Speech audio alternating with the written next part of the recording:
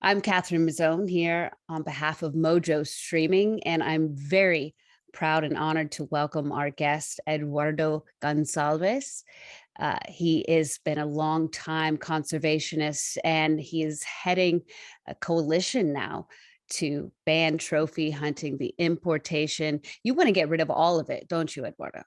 I think eventually we have to see an end to this. I mean, it's one of those things that somehow fallen through the cracks of history. We've managed to abolish, a number of major social evils over time, whether it's apartheid or slavery, or and also we've got rid of a lot of cruel animal blood sports. Bear baiting, dog fighting, cockfighting. All of these things were once seen as normal, and we realised as we evolved as a society that no, these things were barbaric and they belonged firmly in the past, and that's where I think trophy hunting belongs. And I think that in 50 years' time, people will look back at this era and think, "My goodness, how on earth did we allow this to persist so long?" And of course, in Africa, there is no tradition of trophy hunting.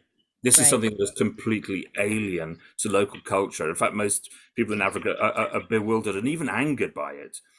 Because there's so many inconsistencies and contradictions and hypocrisy. I mean, you've got people who sometimes in situations of great hunger, and yet they're not allowed to kill local wildlife upon pain of imprisonment or so on, and yet a wealthy white westerner can fly in and kill the exact same animal for nothing more than fun. So they can't even kill it for food, even in times of desperation, and yet we white people can go there and kill those animals for fun. And of course, this breeds resentment. It also makes it very much harder to tackle problems like poaching and wildlife trafficking, because essentially trophy hunting is the same. These are animals that are all going to get killed for one reason or another.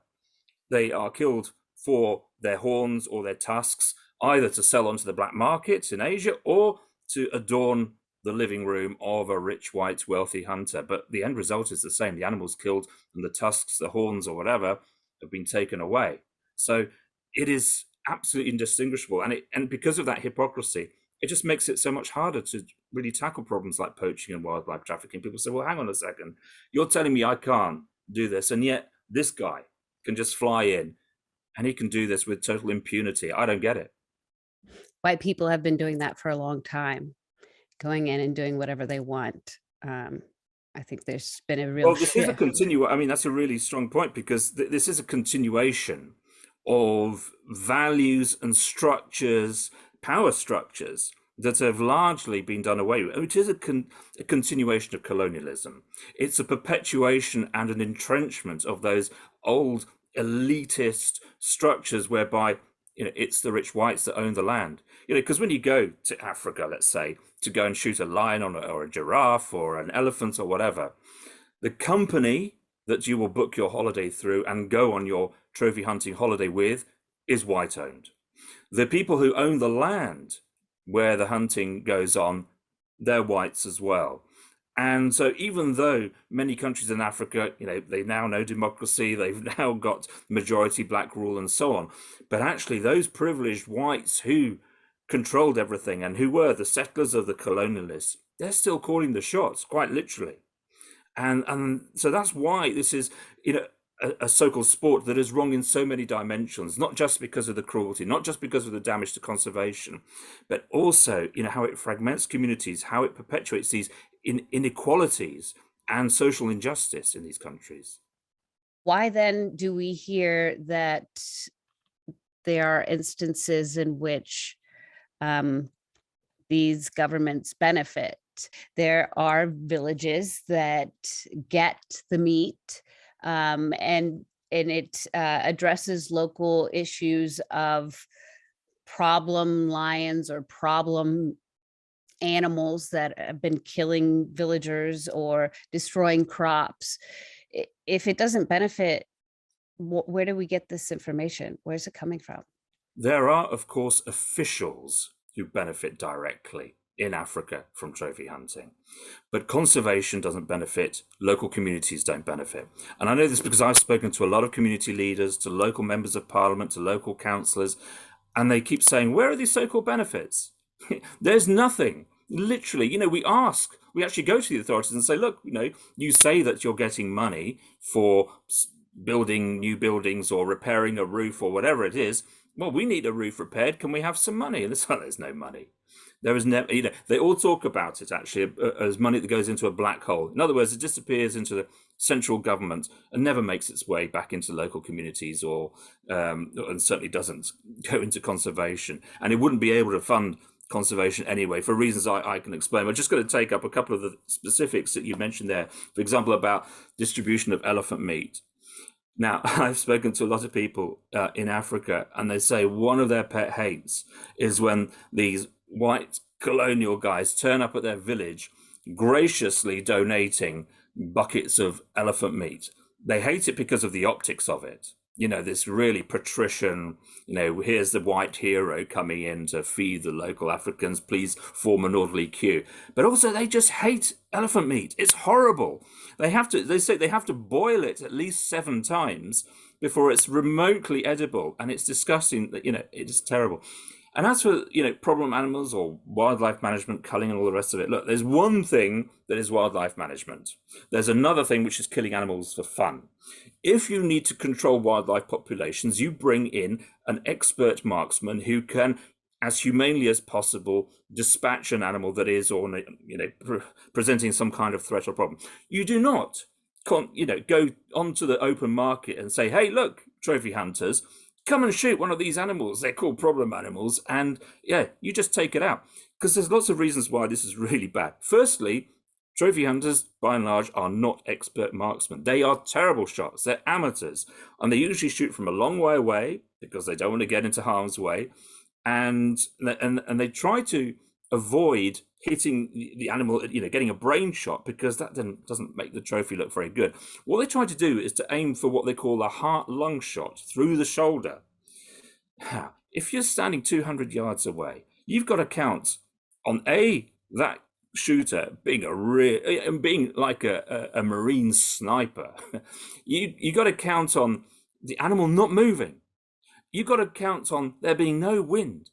And of course, what happens is that in the majority of cases, and there have been a lot of studies now which show this, in the majority of cases, animals do not die quick deaths when they're shot by trophy hunters. They die slow and painful deaths. And this has been shown everywhere, including by a number of states, actually, in the US, where they've done, the local state authorities have been doing research into how long it takes for a trophy animal to actually die after it's been shot by a trophy hunter.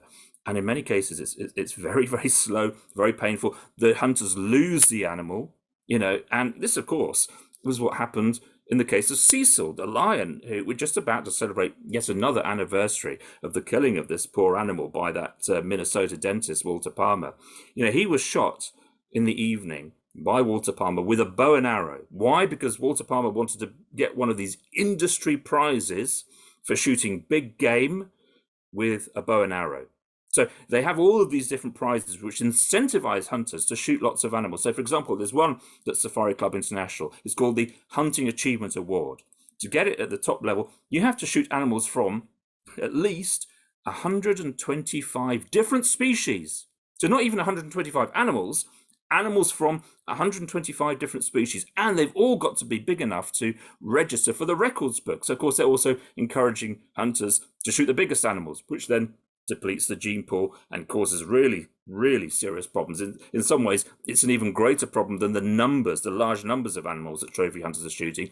It's the fact they're wiping out all of the best animals. They're taking all of those good genes out of the gene pool, which means it's going to be very difficult for those species to be able to survive, adapt, to rapid environmental change. And of course, climate change is accelerating, and we're now seeing greater threats from diseases to lions and drought to elephants and so on. So they're creating a problem. And of course, they actually create problem animals, because let's take the example of elephants. If a trophy hunter takes out a problem elephant, let's say a matriarch, then that actually causes real trauma in the rest of the herd. I mean, there's been cases, scientists equate it to PTSD.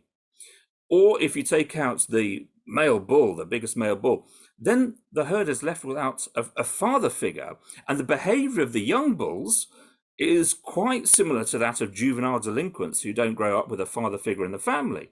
So they then go on and do start displaying antisocial behavior. They become more aggressive, or they're more likely to go into crops. And of course, if you're then taking out, let's say, a lion like Cecil, then of course that pride is then vulnerable to other predators. It's then vulnerable to other males coming into the area. So there's going to be the infanticide that takes place as that new male tries to own, if you like, take ownership of that new. So, there's an exponential effect of shooting a single animal. And there's been studies in Hwange National Park in Zimbabwe where Cecil was shot. And they showed how, for example, in the killing of one of Cecil's relatives, again, a male, then a couple of females, lionesses from that pride, they then went off because they were scared off and they were looking for food. They ended up on a farm. They killed a donkey on that farm. So therefore, they became labeled as problem animals. And so they were shot. And when those lionesses were shot, they found that they were lactating. So in other words, not only did those lionesses die as a result of the male dying, but also the cubs will have starved to death as well. And this is a recurring situation. It's like a tsunami. You kill one animal, it affects the whole population.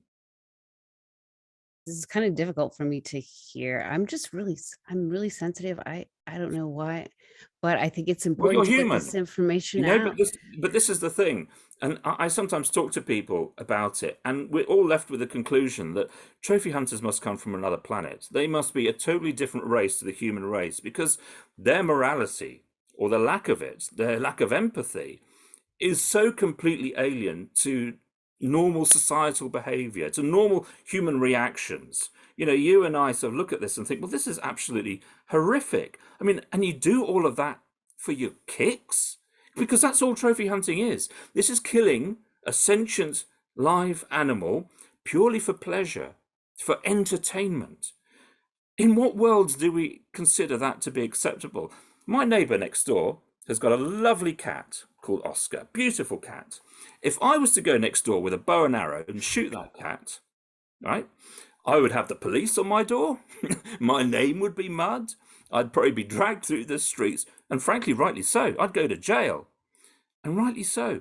And yet, it is both perfectly legal and deemed honourable by the trophy hunting community to shoot an African wildcat or a European wildcat or a mountain lion or a bobcat or creatures which in many cases are, and certainly in the case of the wildcat, genetically essentially the same. We're talking about identical species, and yet for shooting an African or a European wildcat, you can get a prize, you can get a plaque.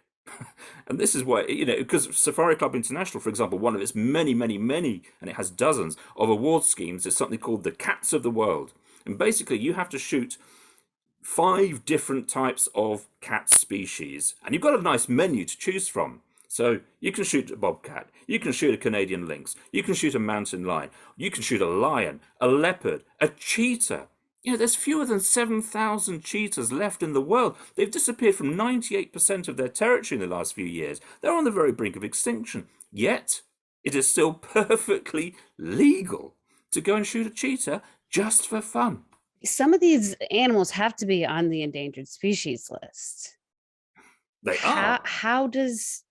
How do trophy hunters usurp that? It's the laws, the international laws on this are kind of crazy. So we have CITES, the Convention on International Trade in Endangered Species in Fauna and Flora, its full name, CITES. And that is supposed to protect endangered wildlife from trade. So basically killing, taking an animal, taking it back home and all the rest of it. That's all very well. There's a slight problem though. There's a loophole.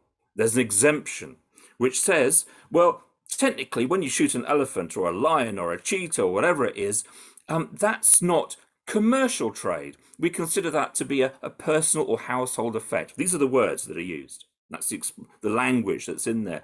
And therefore, you're right. All you need to do, get a permit, signing it off, and go ahead, go and shoot them. So, CITES has got, well, thousands of species of both, plants and wildlife that are considered to be in danger of going extinct.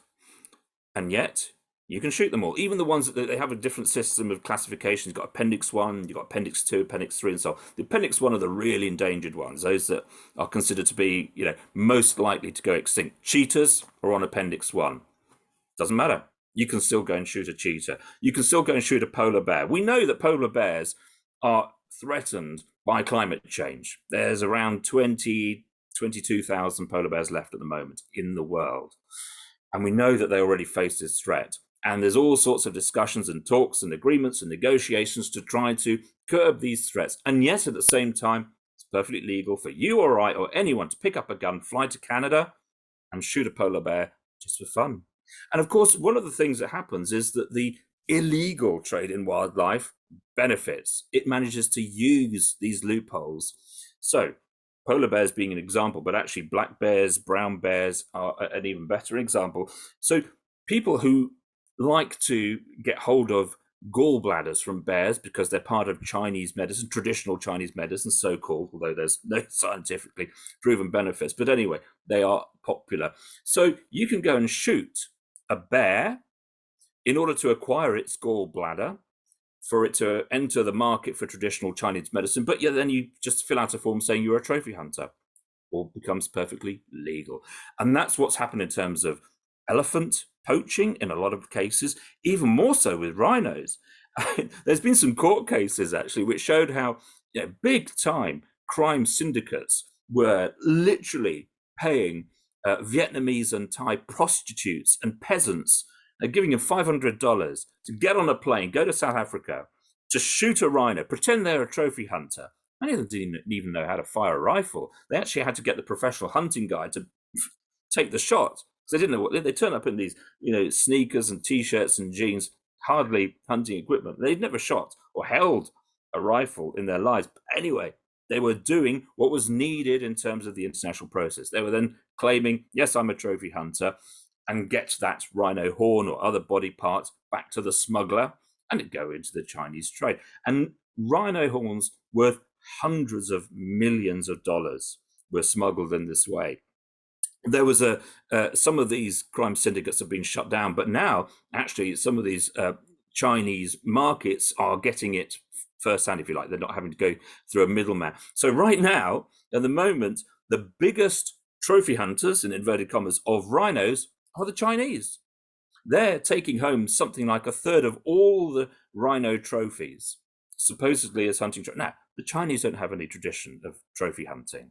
And there's so many examples. The Singaporeans, they don't have any tradition of trophy hunting. And yet, you look at the CITES database, and you've got these incredibly precise numbers of batches of crocodile skins, supposedly going from Africa back to Singapore as hunting trophies. No, they're not. They're going into the crocodile leather business. But they're getting around the system and the controls and restrictions and so on by claiming they're trophy hunters. And you can tell that it's complete baloney, because you can see the entries. They're like, in one year there's 500 going to this place in Singapore. In another, there's 1,000 going to this place. In another, 2,000. And you kind of got to ask the question, wow, these Singaporeans, they love crocodile hunting to the exclusion of all other species, because they don't hunt anything else. And isn't it incredible that they're able to hunt crocodiles in such extraordinary, precise numbers? The system is shot to pieces. It needs urgent reform. One of the arguments I've heard is that trophy hunting is not poaching. It's not poaching. So but it's the same. At the end of the day, what happens? The animal is dead. Its tusks or its horn has been taken in order to benefit a human, whether it's financially, through poaching, or through pride. And of course, one of the things that psychologists and criminologists are quite fascinated by trophy hunters, because their mindset is so different from the rest of society, it would seem. What are the motivations of going out and killing an animal? And there's quite a few that have come up in the literature. And so one is, it's about this lack of empathy. And there's a link between, or people who abuse animals and indeed trophy hunters are more likely, the data suggests, to be involved in things like domestic violence, abuse of children, other quite serious crimes, and there've been actual trophy hunters who were also serial killers, and they would treat both the animals and their human victims in exactly the same way. There was one famous case of a trophy hunter who was a serial killer as well. He would capture a female victim, put her in the hood of his car, drive off into the middle of a forest, strip her naked, and then say, run. And he would give her like a 5-minute start, and then he would stalk her through the woods with his gun, just as he would an animal. And then he would catch up, shoot the woman, and then take bits off her to keep as trophies, as souvenirs. So it's the exact same behavior. Addiction is another thing that often comes across. And I've been talking to trophy hunters. In fact, I went undercover for about a year, and I was talking to a lot of British trophy hunters and telling them I was one of them. And they said some of the most extraordinary things. There was one who said, look, this is just like mainlining on heroin, which is extraordinary. And anyway, it's when you talk to these people, your mind is just blown, and you can't think, have I got anything in common with this person, with this human being? But yeah, and costly signaling is an expression that the psychologists use it as well. So in other words, the trophy hunter is doing this to show off their prowess, both in terms of lording it over a beast of the jungle. Well, in many of these cases, and you're talking about antelopes and pygmy creatures. I mean, it's ridiculous. Anyway, but they've got this amazing prowess, and they sound very proudly over their conquered foe, their vanquished foe, but also showing off to their peers their financial prowess, their wealth, because going trophy hunting ain't cheap. It's expensive, especially if you're going out into the wild to shoot a lion or you got to go out into the field with a professional hunter, so paying their expenses. You're staying at a luxury lodge. You've got the flights, and then you've got the when you get the animal killed, you've got to skin it, you've got to salt it, then you've got to prepare it for the taxidermy, then you've got to ship it, then you get your taxidermist to turn it into a mount, and then you've got to find space in your own home. And actually, quite often, trophy hunters build an entire new building to house their collection. There's a Spanish trophy hunter at the moment going around trying to find space because he's run out. He's killed at least 2,000 animals, and he just doesn't have space for all the trophies. And some of the the numbers that of animals that trophy hunters kill. There's another Spanish trophy hunter, Tony Sanchez Areno. He to date has killed 1,300 elephants, 340 lions. I think he's killed 167 leopards, 127 rhinos, it could be the other way around, and about 1,000 buffalo, and lots and lots and lots of other animals. The scale of the slaughter is absolutely insane. And so that kind of, mentioning that it's like an addiction kind of ring true, because once you get into it, it's difficult to get out of it. I mean, you kind of have to wonder, do these people need punishment or do they need help? They certainly need one of them.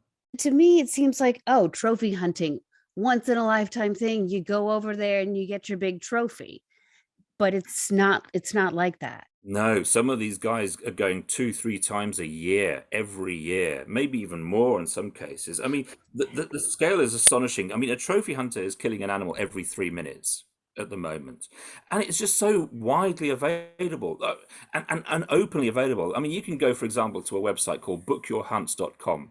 It's like the Amazon of the trophy hunting world, and you can book any species you like. You can go and buy yourself an animal to shoot on a website.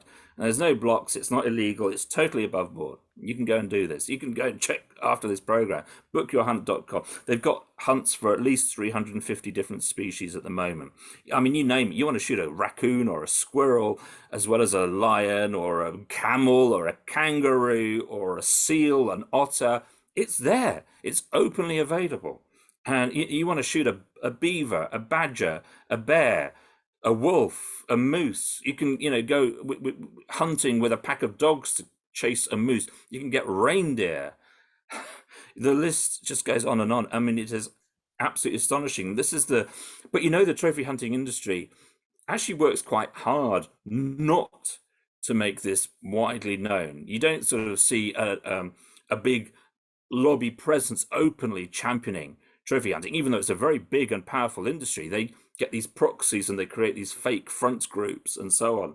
But the trophy hunting industry is very powerful. Just Safari Club International alone, which is one of the big organizations, I mean, it's spent around $140 million on lobbying in the last few years alone, in the last decade. And it gets its money from the gun manufacturers, the bullet manufacturers, from big time trophy hunters, people like Steve Chancellor, who's one of Donald Trump's big donors and fundraisers. Also gets a lot of money from the oil industry, interestingly, and that's because they have shared interests. In other words, they both want to open up wildlife and protected areas to exploration. In the case of trophy hunters, so they can shoot the animals there. In the case of the oil and gas industry, so that they can explore for oil and gas.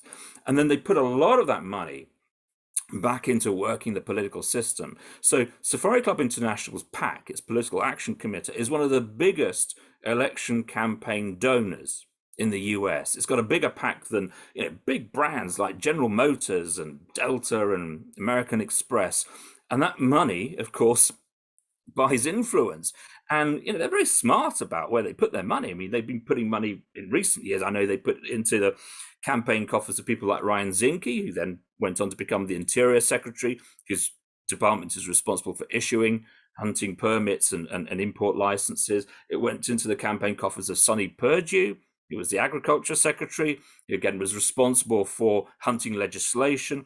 It went into the campaign coffers of Mitch McDonnell, the Senate leader. It went into the Senate Majority Leader. It went into the campaign coffers of John Boehner, the House of Reps Speaker, and so on and so on and so forth.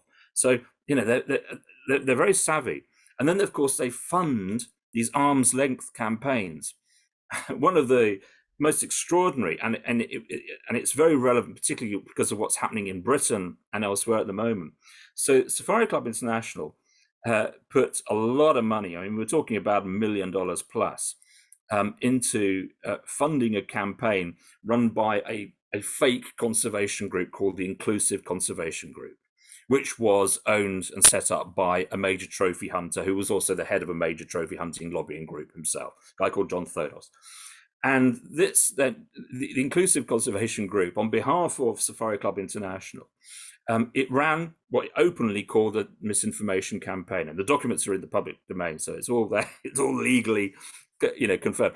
And they said quite literally, we're going to take the content from Safari Club International's website and put them into the words of an African to make it seem that actually there was a big African campaign wanting rich Westerners to go and shoot animals. And they called this thing Let Africa Live. So they created this fake organization on social media with all these profiles, and they created fake profiles as well for people to like and share using artificial intelligence technology. I mean, this is a really sophisticated campaign.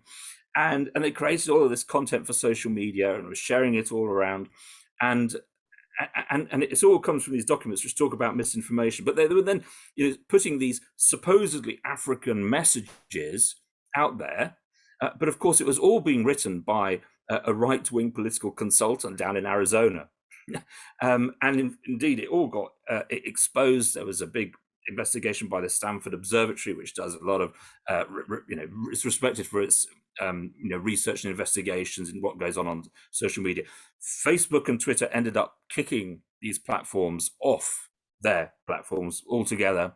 It was in the Washington Post. It was but what was interesting was they directed a lot of these messages at British members of Parliament and British government ministers, and saying, we Africans don't want you to do this. We Africans, you're being colonialist by trying to dictate to us how we should use our natural resources. Kind of, hey, what? No, what the British government and others are saying, we don't want to import hunting trophies into our country. I mean, as a sovereign nation, it's got a right to decide what it does import and doesn't import, in the same way that it doesn't allow in ivory or doesn't allow in certain foodstuffs for whatever reason. And it's not, it's trying to create this, reversing, if you like, the language of actual Africans, who, of course, they believe trophy hunting to be an expression of colonialism. But no, they were turning it all around. It's very Orwellian. It's straight out of 1984. Indeed, it's straight out of the playbook of big oil and the tobacco industry, because, of course, they use a lot of the same political consultants.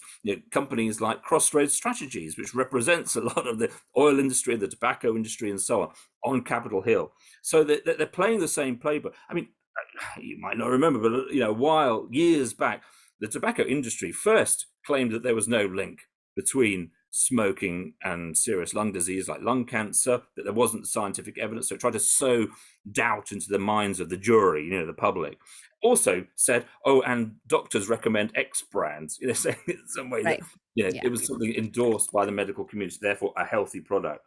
Oil industry used to do the same. I mean, we know from Exxon and others, they've denied for so long that there's a link between man-made carbon emissions and climate change. But also they used to say that actually global warming was a good thing because it was going to green the planet. And here we are again. It's the same message. One, there's no link between trophy hunting and the decline of species, first of all, but also trophy hunting can be good for conservation. And of course, there's no evidence for it. But you look at what's happening with wildlife today. Let's take the example of lions. I mean, lions are in deep, deep trouble. 1950s, there's around 500,000 lions on the planet. By the 1970s, that gone down to 200,000. 1990s, there's 100,000. I was speaking to lion experts a couple of weeks ago. They've been doing the latest survey. They can only confirm the existence of 9,610 lions right now. And yet they're still being shot. And in fact, the annual quotas that governments set for shooting lions is equivalent to around about a third of the entire male adult lion population each year. and this is, which doesn't mean necessarily all of those lions are shot, but there's no way that lions can regenerate or replenish their populations. The numbers are just going down and down. So I mean, this whole argument that conservation is supported by trophy hunting is complete baloney. Just look at the numbers of what's happening to the species. If it was supposed to be good for conservation, it's not doing a very good job. But it can't. It can't. And mathematically, it's impossible. I mean, let's take the example of Cecil. So when Walter Palmer shot him, he would have paid a trophy fee of, let's say, around $20,000, half of which supposedly to support conservation, half of which to support local communities. Now, the actual cost of conserving a lion like Cecil and his habitat is around $1 million a year. $10,000 doesn't begin to register. Now, what does make a real difference, what can actually help to conserve these animals, is photo safaris, because an animal like Cecil, he himself can generate around about $100,000 a year through photo safaris. So over the course of a lifespan of an average wild lion of around 15 years, so let's say roughly $1.5 million, he's more than paid his way. And that's got to be the way forward. I mean, everywhere you look, photo safaris, the nature tourism industry, is so much better for people as well as for wildlife. People are getting better jobs, they're better paid, because hunting is seasonal in so many of these places. Here you've got good jobs that pay all year round. There was a study recently that said if South Africa, for example, were to switch wholesale from trophy hunting to nature tourism, 11 times more jobs would be created in poor rural communities, and they'd pay better. And that's the evidence. And of course, you go to Kenya, which banned all trophy hunting in the 70s. And by the way, lion populations, elephant populations, black rhino populations, they're all going down everywhere in Africa, except in Kenya, where trophy hunting is banned. Populations of lions, elephants, and rhinos, they're going up. They're going up significantly in Kenya because people aren't shooting them, and because they're getting better jobs. They're getting social benefits, which do motivate and incentivize them to want to conserve them. The Maasai people in Kenya no longer kill a lion as part of the warrior ritual. They've dropped that because they've discovered actually there's better benefits for them. So every single child in the Maasai tribe in Kenya now has access to a high school education funded entirely by the photo safari industry, and because of the revenues that come from that. And so much more money is also going into conservation. I mean, you compare Kenya with neighboring Tanzania just across the border. The amount of revenue that comes from photo safaris in Kenya equates to about 70 or 80 times as much as is plowed into conservation in Tanzania from trophy hunting. So it's something like $14 per hectare in Kenya and more like 8 cents a hectare in Tanzania. So Tanzania, this is the the derisory amount that goes into conservation supposedly from trophy hunting, whereas in Kenya, getting so much more money. And the whole nature tourism industry in Kenya is now huge. I mean, it's worth about $1 billion. It's equivalent to about 15% of the country's GDP. Again, compare that with neighboring Tanzania. 26% of Tanzania's land is occupied by hunting estates. They contribute precisely 0.22% to the country's GDP. So nothing. It's such a terrible use of land. It's not generating benefits for local people. It's not helping to protect wildlife. There's lots of information coming in from both sides of this argument. Where can someone go to find the facts, like hard data? There was a really good study actually published in the US back in 2016, I think it was. And it was by the researchers, the staff of the US House of Reps Committee, of the Natural Resources Committee of the US House of Representatives.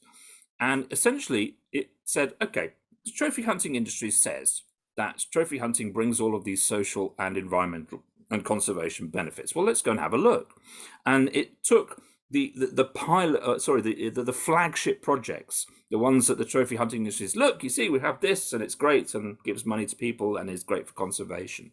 And it looked at them, and there was 4 main ones that it studied in depth. And its conclusion was, well, there's no evidence to support the claims.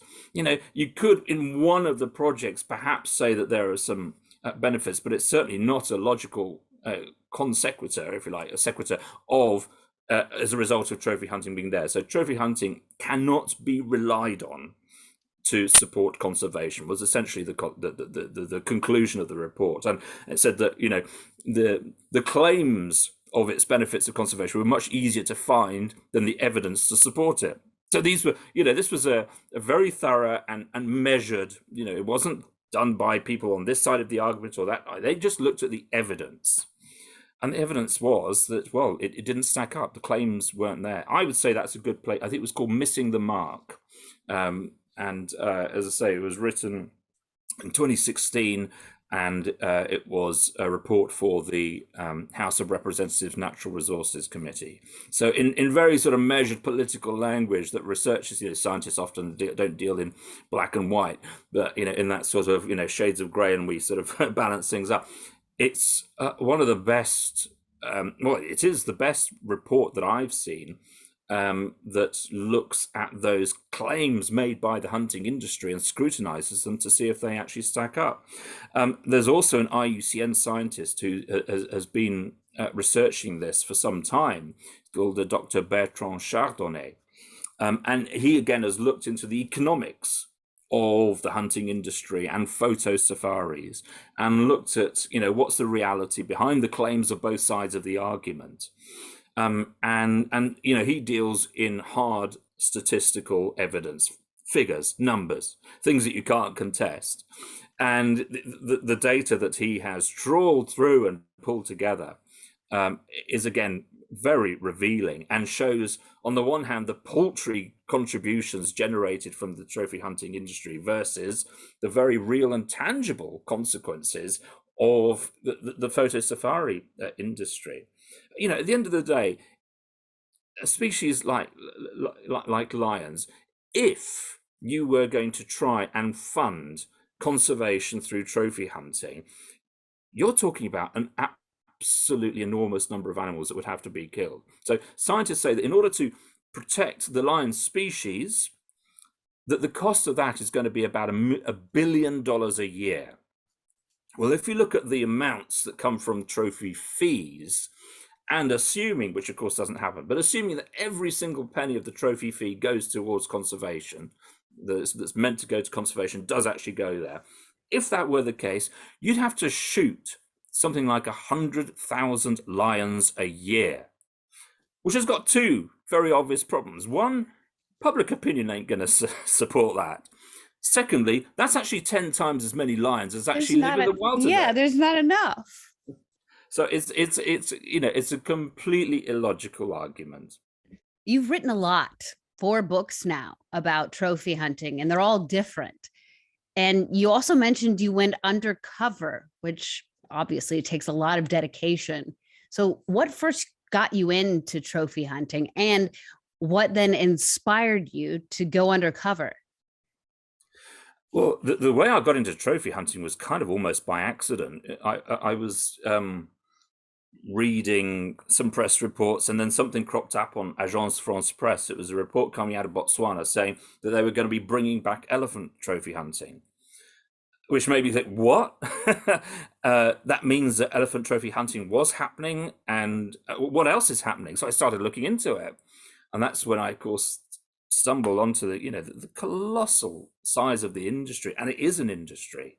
It is an industry, and how much was money was going into it, the very powerful figures involved, how many animals were being killed, the species, the fact that you have record books, so like world record type of thing. So there's a thing that Safari Club International have, and other hunting groups do as well, which is their record book, which is of all of the biggest animals that have been shot, and it has 899 different categories of species and subspecies that it accepts records in. And so, lions and cheetahs, and of course, some species have now gone extinct. I mean, there is very strong evidence that trophy hunting has led to extinctions, both local but also global. In the 19th century, they wiped out the quagga, which was a zebra-like creature that inhabited Africa. They wiped out the blue box, which was an antelope that lived in South Africa. In very recent times, and I'm talking about the last 30 years, they wiped out the scimitar horned oryx, which was a type of antelope that lives in Saharan Africa.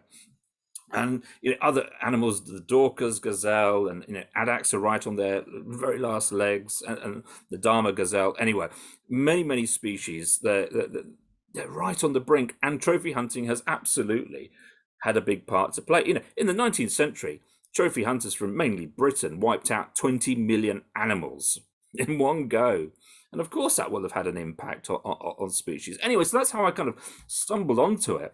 And I guess as any sort of curious person, and that journalistic background that I have as well, it's kind of, what goes on in the minds of these people? Why are they doing this? I mean, and what's their thinking? And so I managed to get the contact details of a number of trophy hunters. And so I started talking to them. I said, hey, I'm a trophy hunter, and I'm thinking of going on this big, hunting expedition, and I'm thinking maybe this animal, or so tell me, what have you done, and what would you recommend, and what was it like when you went? And because they thought I was, one of them, they opened their hearts. And by the way, conservation never came into the conversation. Not one of them ever said, oh, and I do this because I just want to help conserve wildlife. No, they all said about how much fun it was. And I had people saying the most crazy things. I had to sort of double take. Did that guy just say, I mean, there's one guy who said, we'd go hunting, and then in the evening, we'd grab a few beers, and then we'd go back out and shoot the monkeys out of the trees. And he's laughing as I'm talking to him, saying this. And there's another, talking about shooting a wildcat. And there's one guy, he said, oh, he shot a jackal, a male, and then he saw its mate a few seconds later, so he shot that as well. And the one who was talking about how he shot this dwarf mongoose, and that was really funny. They talk about what happens when they shoot them, about the animal sort of catapulting into the air, and they're laughing as they're saying this. And I'm just thinking, my goodness, we've actually got quite a serious social problem here, because this person feels it is perfectly acceptable, A, to do these things, and B, to talk about it in this way.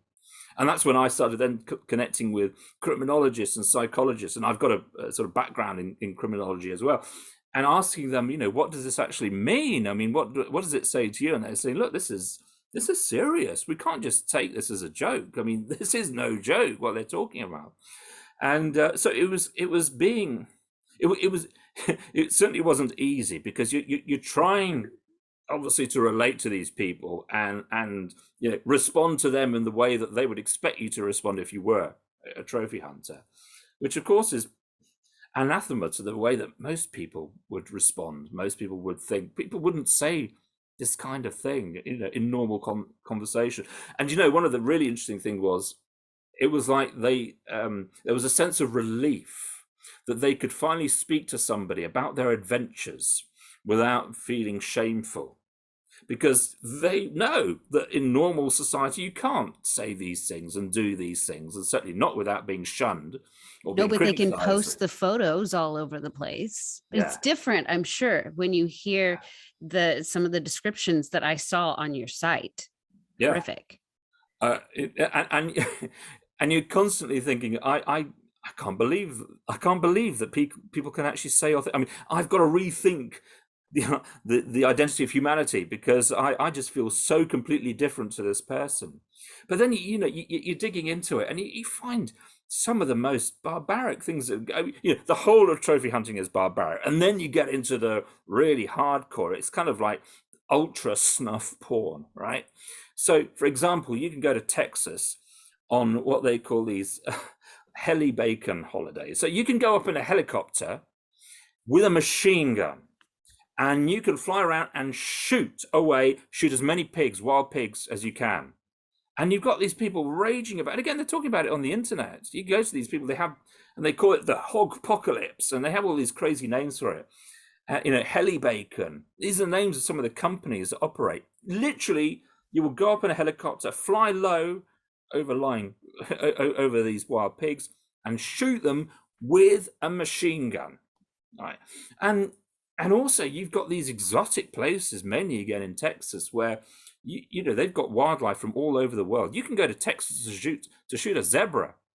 You can go to Texas to shoot a kangaroo. You can't shoot a kangaroo back in Australia, but you've got No. Australian hunters coming over to the US because you can shoot a kangaroo in the US.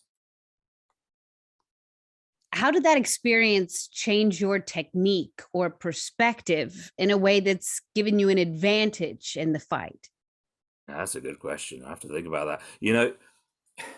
It's certainly opened my eyes to the depths of depravity that is trophy hunting. I thought it was a very serious problem. It was morally wrong. It was cruel. That it was doing nothing for conservation. But the more I look into it, and the more, I read some of their magazines. I read some of, the adverts in these magazines. You go to a magazine and it's got adverts for washing powder or for perfume or whatever. You go to these magazines and they're talking about just how their bullets can really blast an animal to pieces. That kind of talk, as if that's something that is normal. And it just makes me think, we actually have a serious social problem on our hands. And we know there is, this evidence that linking this kind of behavior to other very serious and violent criminal behavior. When the FBI decided to classify things like dogfighting as a grade A felony, they did it in part because it was a gateway to being able to help them catch people involved in other serious crimes. And in fact, I remember talking to a senior official in New York police a few years ago. He was saying, look, we look for the dog fighters because when we find them, we know we're going to find serious drugs, hard drugs. We're going to find guns. We're possibly going to find human trafficking.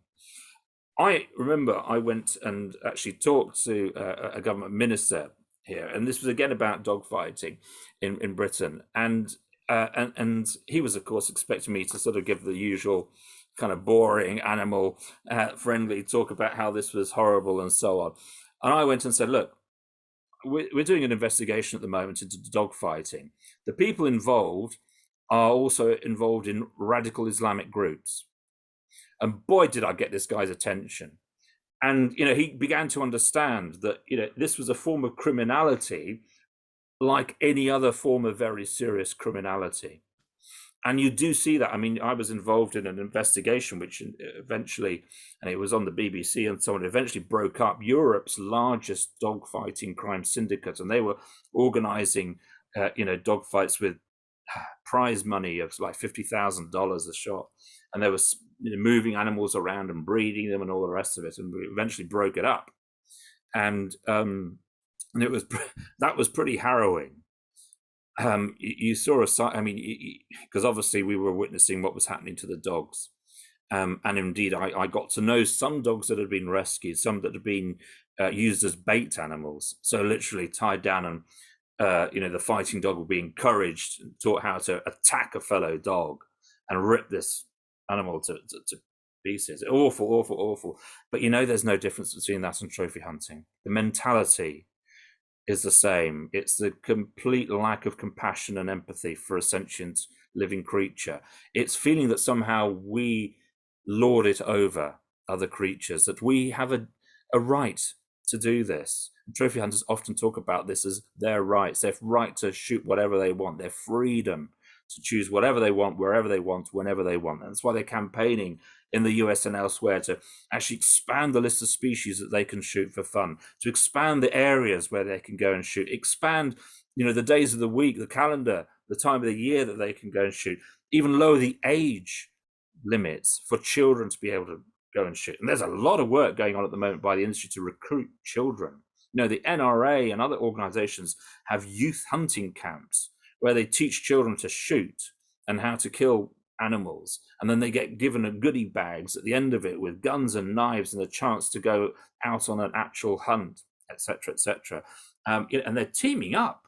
The Safari Club International certainly and other groups are teaming up with people like the Boy Scouts Association, even the Salvation Army, to get young people involved, because they know, the trophy hunting industry knows, it's in danger of dying out, because gradually society is waking up and saying, whoa, this is just wrong. You can't do this kind of thing in a modern civilized society. This is just plain, it's got to be binned into the dustbin of history.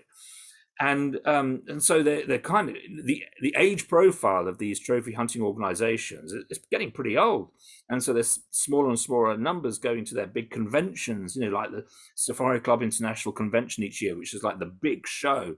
Get about 1,000 companies there every year that are involved in the trophy hunting industry, organizing, and you can go and buy any animal you like.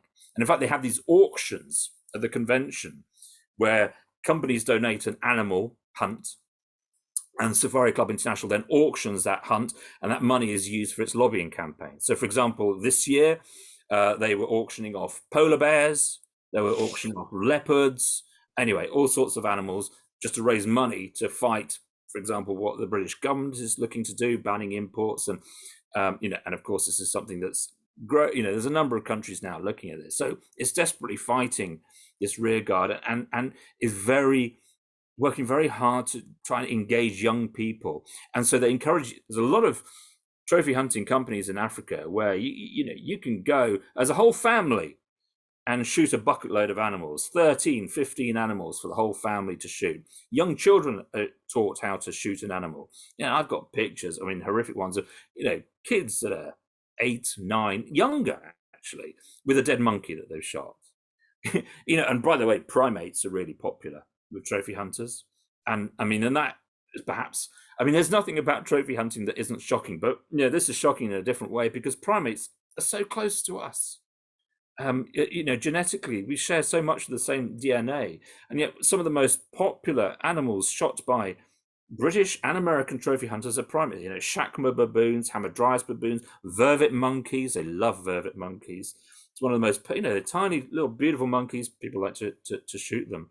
There was one British trophy hunter who I spoke to when I was undercover, and he said to me, I just had this thing. I had to go and shoot a baboon. I was just obsessed by it. I needed to go and do this. And he goes on and on about this obsession. He just needed to feel what it was like to shoot a baboon. And unfortunately, these aren't, when the trophy hunters say these kind of things, they're not exceptional things. They're not outrageous, and generally they talk quite, sensibly. Some of the leading figures in the trophy hunting industry who are respected, who who are members, for example, of the ill-fated White House Committee, the so-called International Wildlife Conservation Committee, which was filled with trophy hunters, and they create these own fake conservation groups. There's one called Conservation Force, set up by the president of Safari Club International. There's a guy called John Jackson. The Conservation Force isn't a conservation group. It's a lobbying and litigation group on behalf of the trophy hunting industry.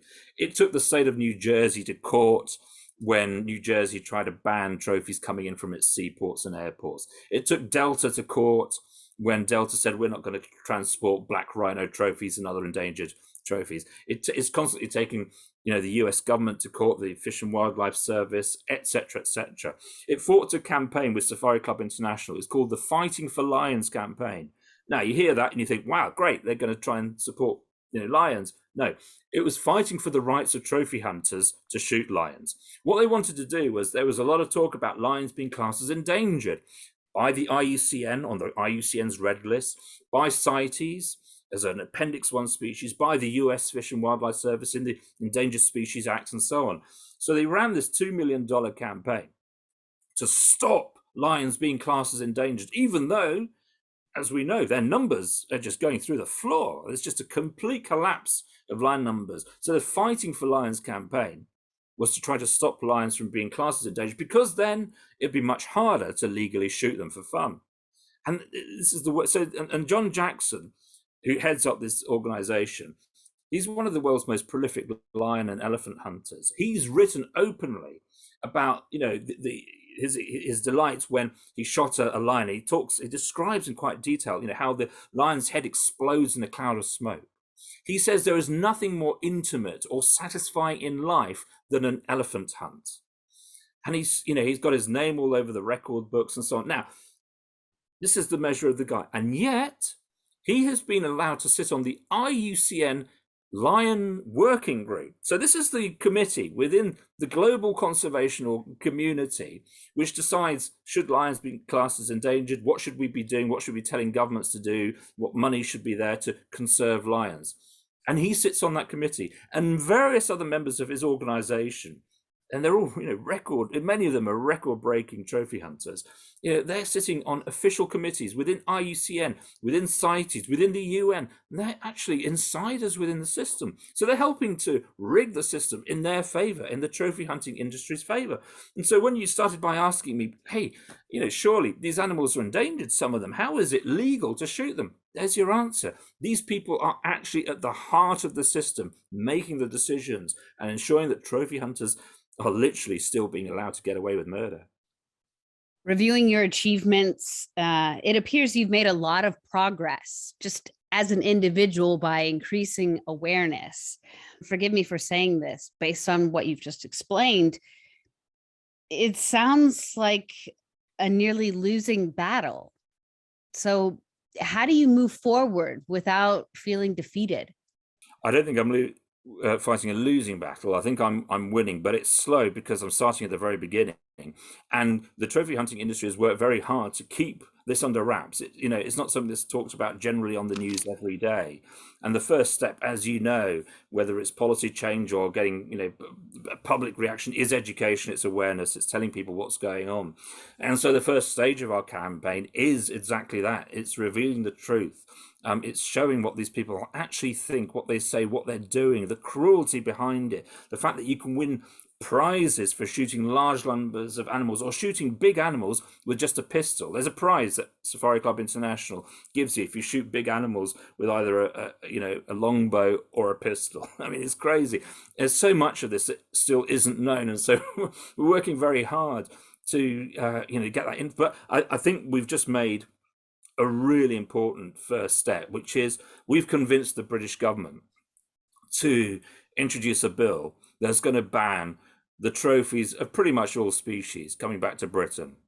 And that is so important, not just because of the numbers of animals' lives that's going to save, but the symbolism of it is enormous, because Britain was the country that invented modern day trophy hunting. It was the country that went and invaded Africa and Asia and India and so on, and brought these practices in, and these, colonial bigwigs, they took it up as their sport.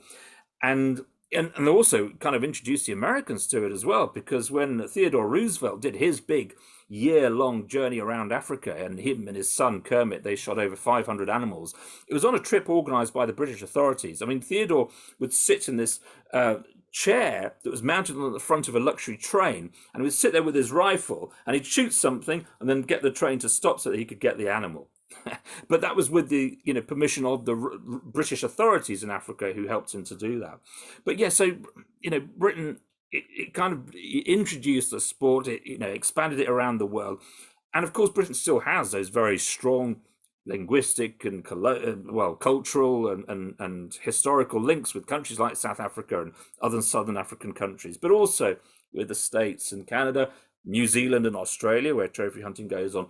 So for Britain to be the first country that says, do you know what, it's time to stop this. What were we thinking?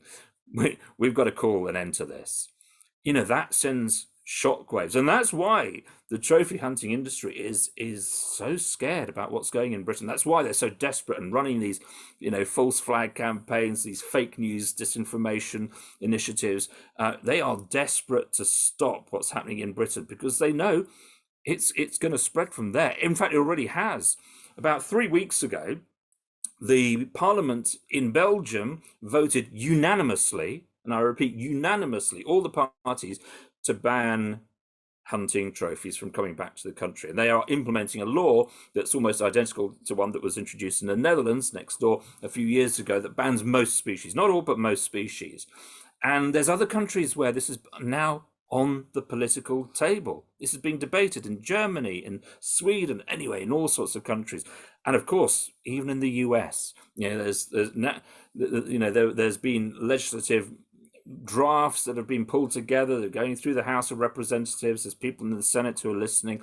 This is something that could take off. So in many ways, for Britain to be the first to say this, it's like firing the starting gun, which is kind of an inappropriate analogy, but it is. It's about everyone now thinking, yeah, do you know what? We've got to address this. This is something that just, it is complete anathema. We cannot call ourselves a decent, modern, civilized society if we think it's okay to kill beautiful, magnificent animals, many of whom are on their very last legs, just for entertainment. And what did I not ask you? There's probably just one other thing I would say. Please. The public's already there ahead of the politicians on this. There have been a number of opinion polls in Britain, in Belgium, in Germany, even in the US. And pretty much everywhere, when you ask people about it, about 9 out of 10 people are saying, hey, this is wrong. This is wrong. So even in the States, even in Germany, which also has a very strong hunting culture, when you talk to them about trophy hunting, and even some meat hunters in the US, they will say, no, trophy hunting, that's just wrong. I don't agree with that. I think it's just plain wrong. And, the tide is turning, and the public are already there. So all we're doing really is encouraging the politicians to heed the will of the people. And so, we're telling people, get in touch with your elected representative. Let them know how you feel about this and how strongly you feel about it. Because at the end of the day, they want re-election. They want to stay in their jobs. And tell them that your vote matters and that your vote will be decided once you've heard from them what they think and what they're going to do about this. Because it's time to act. It's, we're way past talking. The US government is saying lions could be extinct in the wild by the year 2050. That would be the first extinction of a big cat anywhere on Earth since the saber-toothed tiger died out in prehistoric times. The saber-toothed tiger disappeared in pre-biblical times, and yet we could see the first big cat about to go extinct. And trophy hunting, unfortunately, plays a big part in that story. Eduardo Goncalves, thank you so much for being with us here on MojoStreaming. It's truly a pleasure to have had the opportunity to speak with you today. And we do encourage folks to check out some of Eduardo's work. He, again, has 4 books available. You can head to his website. And of course, if you haven't already, please subscribe to MojoStreaming to see more videos like this one. Thanks so much.